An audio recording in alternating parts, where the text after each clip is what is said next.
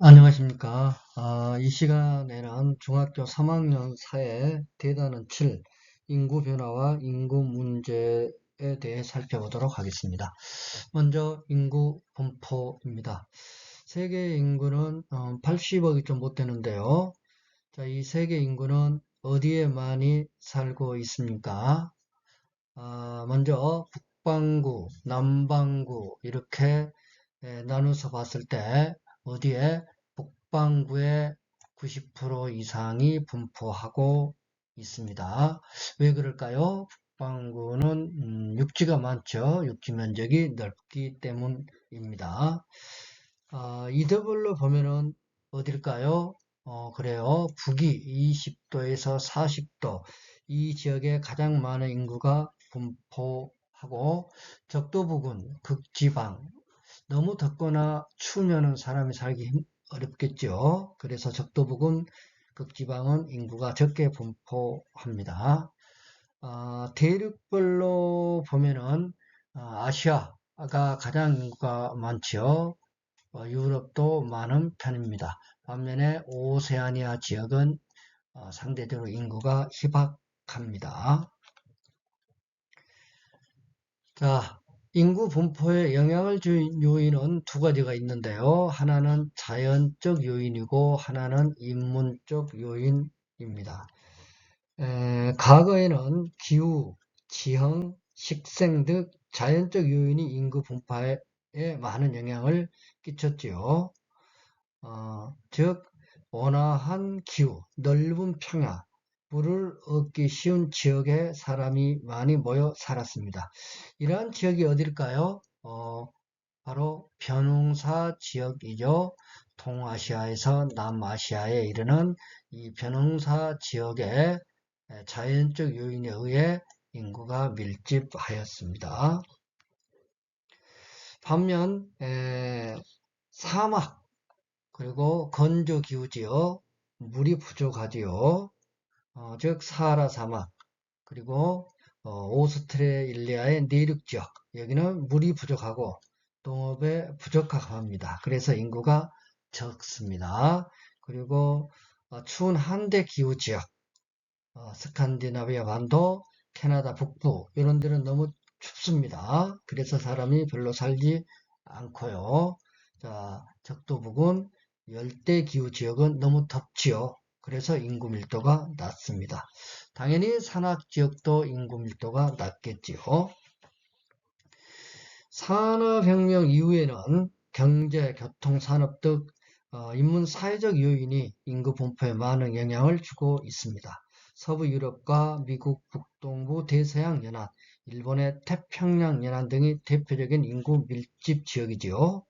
반면 교통이 불편한 지역, 각종 산업시설과 일자리가 부족한 지역, 전쟁과 분쟁이 잦은 지역은 당연히 인구 밀도가 낮겠지요.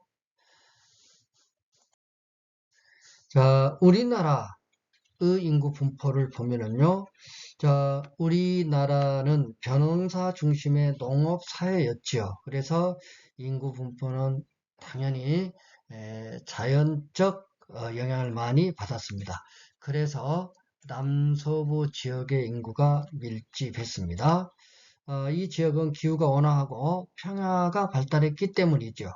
반면 기온이 낮고 산지가 많은 북동부 지역은 인구가 희박했습니다. 1960년대 이후 산업화가 본격화되면서 이촌 향도 현상이 뚜렷하게 나타났고 그 결과 수도권의 전체 인구의 50% 이상이 분포하게 되었고요. 대도시에 또 산업이 발달한 지역에 인구가 밀집했죠. 반면에 산지 지역과 농어촌 지역은 인구 밀도가 당연히 낮겠죠. 자, 인구 이동을 보겠습니다. 어떠한 곳에서 어떠한 곳으로 인구가 이동할까요? 당연히 살기 싫은 곳에서 살기 좋은 곳으로 이동하겠죠. 낮은 임금, 열악한 주거 환경, 빈곤, 교육 문화시설의 부족, 전쟁, 그리고 자연재해가 많은 지역. 여기는 사람이 살기 싫은 곳이죠. 이러한 것이 바로 인구를 내보내는 인구 배출 요인이 되겠습니다.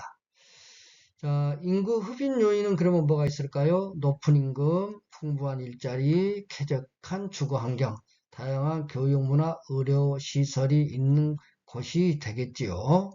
자, 그래서 결국 인구는 살기 싫은 곳에서 살기 좋은 곳으로, 즉 배출 요인이 있는 곳에서 흡입 요인이 있는 곳으로 당연히 이동을 하겠지요. 자, 배출 요인, 그리고 흡입 요인, 여기는 쉽죠. 자, 이동의 종류를 보면은요, 이동 범위에 따라서 국제 이동과 국내 이동으로 나눌 수가 있겠습니다. 그렇죠. 오늘날은 국제 이동, 오늘날 국제 이동은 대부분 경제적 목적이 대부분을 이루고 있습니다. 국내 이동도 경제적 이유로 인한 이동이 많은 비중을 차지하죠.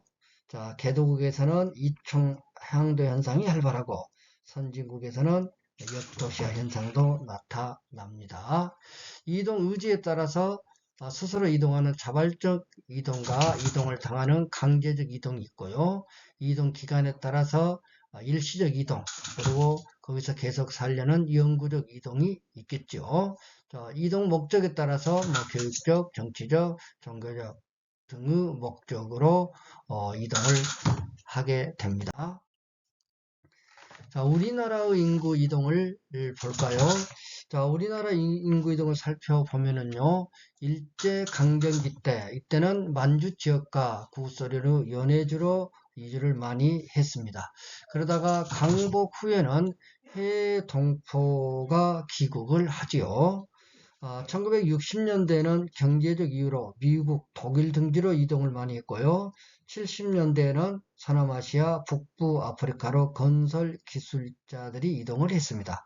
1980년대부터 해외 취업 위해서 이동했고, 최근에는 우리나라로 들어오는 유입하는 인구 이동이 활발하지요. 그래서 다문화 가정도 많이 늘고 있습니다.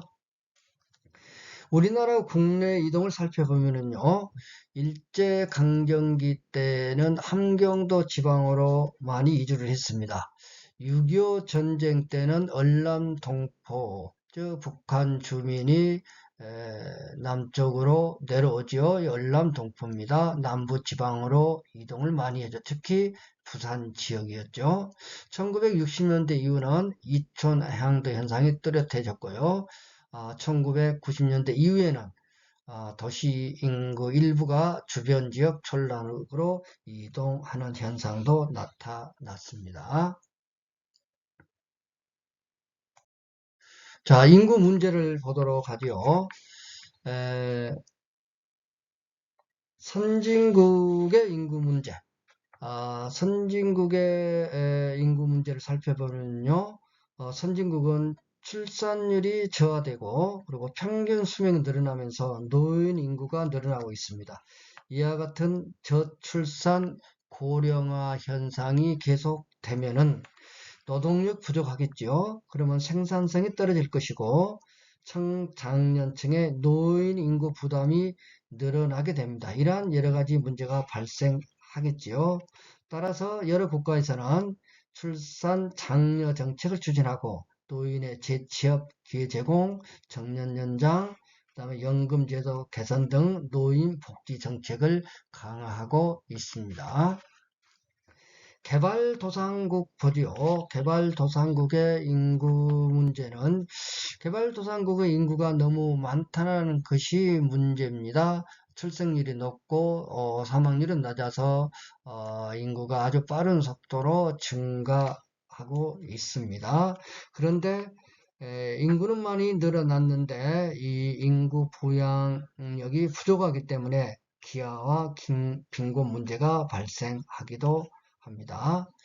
촌락 인구의 도시 이동으로 주택 부족, 교통 혼잡, 환경 오염 문제가 발생하고요. 아시아 일부 국가에서는 중국이나 인도지요. 성비 불균형 문제가 좀 심각하다고 합니다.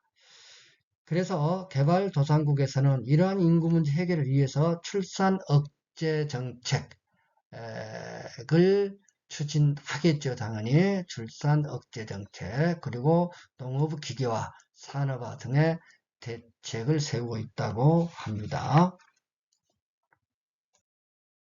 자, 마지막으로 이제 우리나라 인구 문제와 대책을 간단하게 살펴보도록 하죠. 우리나라 역시 저출산 고령화가 문제인데요. 6.25 이후 사회가 안정되면서 인구가 급증했습니다. 그래서 60년대부터 인구 증가 억제 정책을 추진하지요. 그래서 이때 내걸었던 표가 아들, 딸 구별 말고 둘만 나와 잘 기르자 였죠. 자, 이렇게 산하 제한 정책을 추진하면서 출생률이 급격히 저하됐고요. 1990년대 이후에는 여성 사회 참여 증가, 결혼 연령 상승, 출산 기피 등으로 출생률이 더욱 저하돼서 저출산 현상이 아주 뚜렷하게 나타납니다. 당연히 노인 인구는 급증했고요. 자, 이래서 인구의 고령화가 아주 빠르게 진행이 되었고 이미 우리나라는 2000년에 고령화 사회로 진입을 했습니다. 이러한 저출산, 고령화 현상의 영향으로 세금은 줄어들 거고요. 감소됐겠죠. 또 연금과 보험 비용은 늘어났고 그 다음에 경제 침체 등 문제 발생 가능성이 아주 높죠. 또한 청년층의 부담은 늘어나겠죠. 또 노동력 부족으로 국가 경쟁력이 약화되고 노인 문제가 발생하고 있습니다. 자, 이러한 저출산, 고령화 현상의 대책으로는 보육시설 확충한다든지 공공교육 서비스를 제공한다든지 더 늘린다든지 또 연금제도 그리고 사회보장제도를 정비하는 것은 물론 노인 복지시설 확충하고 노인 관련 산업 발전하고 노인 일자리 개발하고 이러한 것들을 생각해 볼 수가 있겠습니다. 수고했습니다. 이상 마치겠습니다.